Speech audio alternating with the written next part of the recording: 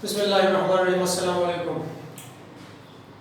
जिस तरह last time हमने ये जो लेक्चर का सीरीज था स्टार्ट किया था, लास्ट टाइम में हमने क्लास 9 का वर्ड्स मैट्रिक्स के बारे में पढ़ा, फिर हमने इसके छंद टाइप्स के बारे में पढ़ा।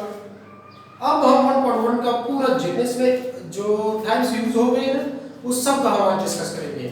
लेकिन अब हमें करना ये है कि वीडियो को हाफ नहीं देखना, कुछ नहीं देखना, फुल वीडियो देखना है, ठीक है। आप लोग समझेंगे कि ये जो मैट्रिक्स 1.1 है ना, ये सर बहुत ज्यादा इजी है, इसमें कुछ भी नहीं है।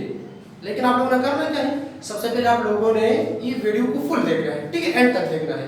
अब जो बच्चे और जो न्यू कमर्स हैं उसको welcome to Joy Institute of Mathematical Science, और जो पुराने हैं इंशाल्लाह इसी तरह ये लेक्चर जारी रहेगा। 9-10 का फुल कोर्स है इंशाल्लाह। आप लोग अपने साथ इंशाल्लाह नोट्स बाकी द फुल बुक का नोट्स बनाएंगे, ठीक है।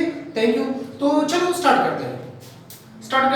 पिछले हमने मैट्रिक्स के बारे में पढ़ा, फिर हमने क्या पढ़ा था, रो के बारे में पढ़ा था, रो मैट्रिक्स के बारे में पढ़ा था, फिर हमने कॉलम मैट्रिक्स के बारे में पढ़ा था।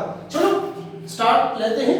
ऑर्डर ऑफ मैट्रिक्स, ये ऑर्डर ऑफ मैट्रिक्स क्या है? ऑर्डर ऑफ मैट्रिक्स इसको एक और नाम से पुकारा जाता है, इसको डायमेंशन भी कहते हैं। हाँ, डायमेंशन ऑफ मैट्रिक्स भी कहते हैं, कोई बात नहीं अगर आप लोग इसको ऑर्डर ऑफ मैट्रिक्स कहते हैं या डायमेंशन ऑफ मैट्रिक्स कहते हैं, ठीक है। तो सबसे पहले हम ऑर्डर ऑफ मैट्रिक्स पर बात करते हैं। तो ऑर्डर ऑफ मैट्रिक्स के लिए क्या होता है कि नंबर ऑफ रोज और नंबर ऑफ कॉलम्स। मतलब क्या है कि किसी भी मैट्रिक्स में आपके साथ कितने नंबर ऑफ रोज हैं और कितने नंबर ऑफ कॉलम हैं, सिर्फ ये इसको ऑर्डर कहते हैं, ठीक है। कितने नंबर ऑफ रोज हैं और कितने नंबर ऑफ कॉलम्स हैं, इसको हम क्या कहते हैं, ऑर्डर कहते हैं, ठीक है। तो हमेशा ही मैट्रिक्स में रोज को m से डिनोट किया गया है, ठीक है बेटा। नंबर ऑफ रोज को किस चीज से डिनोट किया गया है, m से, और नंबर ऑफ कॉलम्स किससे डिनोट किया है, n से, ठीक है।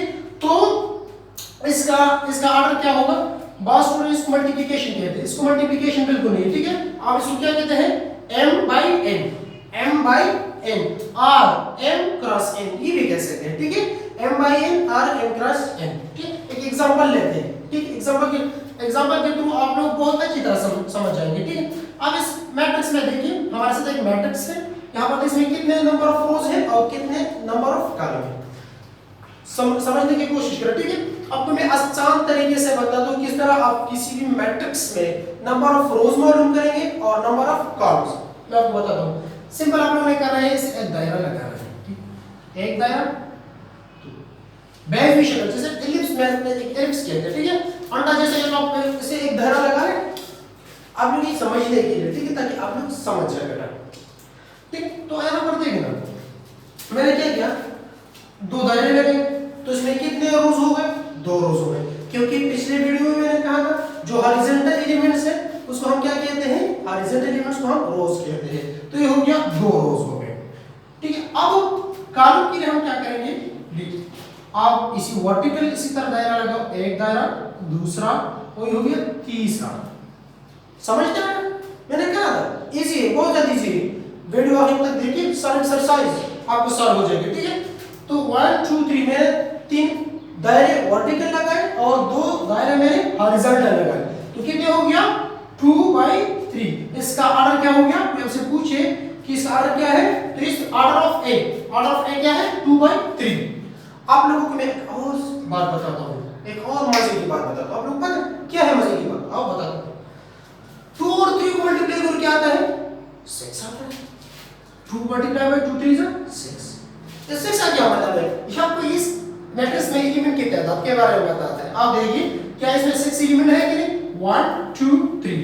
देखिए मैं आपको यहां पर साइन करता हूं, ठीक है, एक निशान लगाता हूं, 1 2 3 4 5 एंड 6, ठीक है ना। तो ऑर्डर का क्या हो गया, ऑर्डर भी समझ आ गया।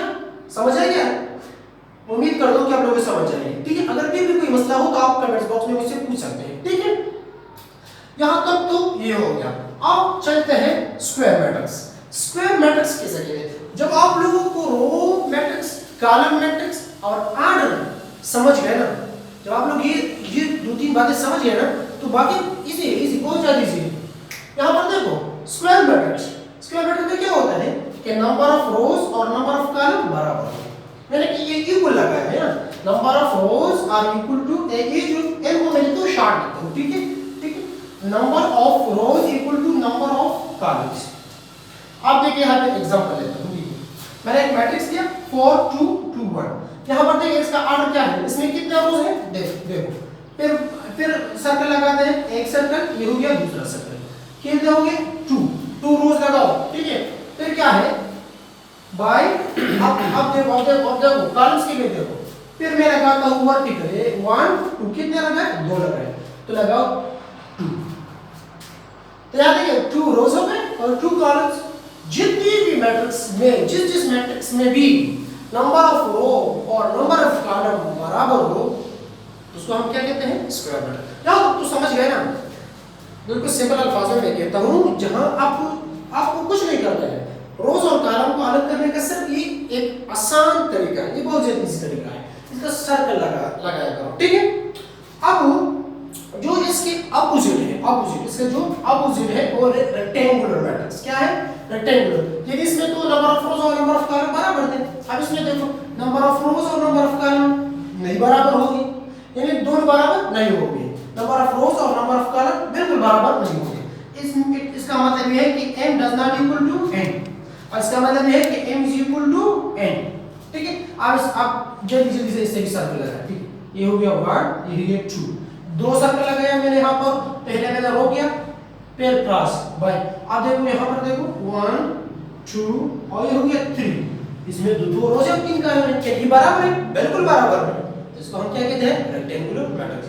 यहां तक आप वीडियो को पॉज करो, अपने साथ ये नोट्स बना लो, ठीक है, शाबाश, ठीक है।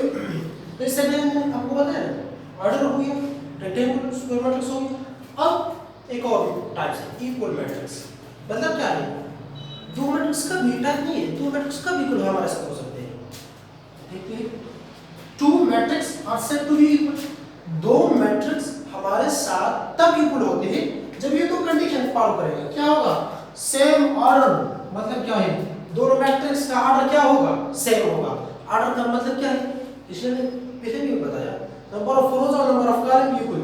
दूसरा क्या है करस्पॉन्डिंग एलिमेंट्स आर इक्वल, इस एलिमेंट्स एंट्रीज जो भी आ जाए corresponding elements are same, equal या सेम होना चाहिए, ठीक है। क्या अब मैं थ्रू एग्जांपल आपको बता दूं करस्पॉन्डिंग एलिमेंट्स से क्या बताते हैं, ऑर्डर से क्या बताते हैं। यहां पर देखिए दो condition same order corresponding elements are same, यहां देखो इसका ऑर्डर निकालो शुरू जल्दी से, इस मैट्रिक्स का जल्दी से ऑर्डर निकालते हैं, ए हो गया 1, ए हो गया 2 और बाई 2 तो हो गया आपका रोज, कारण के लिए क्या करेंगे लगाओ दायरे जल्दी लगाओ 1, ये हो गया 2 2/2, यानी इस मैट्रिक्स का ऑर्डर क्या है, ए का ऑर्डर है 2/2, अब बी का देते हैं, इसको ई एक ही एलिमेंट है, ठीक है, बीच में प्लस माइनस हो तो एक ही एलिमेंट होगा, ठीक है। क्या देखो ये हो गया 1 रो तो ये 2 रो, 2 रोज हो गया। कॉलम के लिए क्या करें, इसके लिए भी हम लगाएंगे दायरे 1 और 2, इसका ऑर्डर ये 2/2, यानी फर्स्ट कंडीशन हो गया फुलफिल, देखते हैं सेकंड कंडीशन, यानी ये भी 2/2 है, ये भी 2/2, ऑर्डर तो सेम हो गया, करस्पॉन्डिंग एलिमेंट्स आर सेम। यहां पर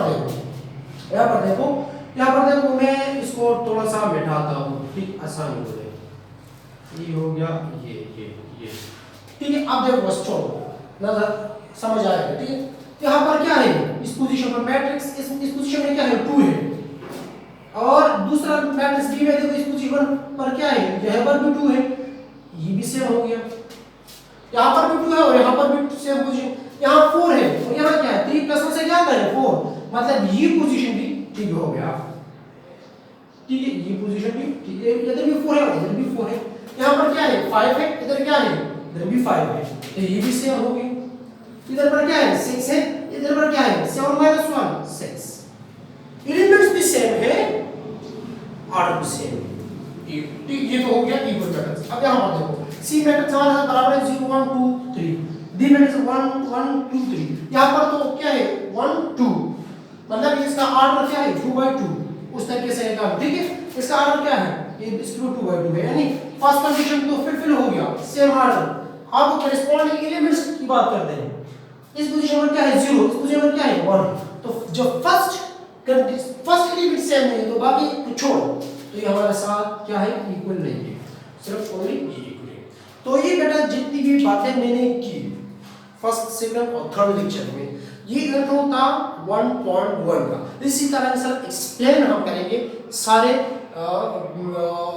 एक्सरसाइज के इंट्रो को हम बिल्कुल एक्सप्लेन करेंगे, ठीक है। तो आप मेरे साथ इस सब नोट करें और इस चैनल को सब्सक्राइब करें, बेल का बटन दबाएं ताकि नेक्स्ट वीडियो का आपको बर वक्त पता चल जाए, और इसको शेयर करें, ठीक है, अपने दोस्तों के साथ। Thank you for watching.